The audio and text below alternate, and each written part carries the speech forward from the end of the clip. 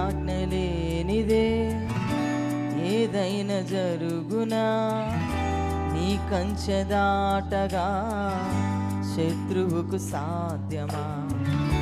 నీ ఆజ్ఞలేనిదే ఏదైనా జరుగునా, నీ కంచె దాటగా శత్రువుకు సాధ్యమా?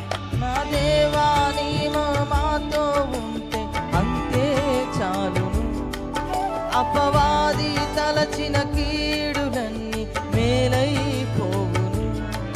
మా దేవా నీవే మాతో ఉంటే అంతే చాలును, అపవాది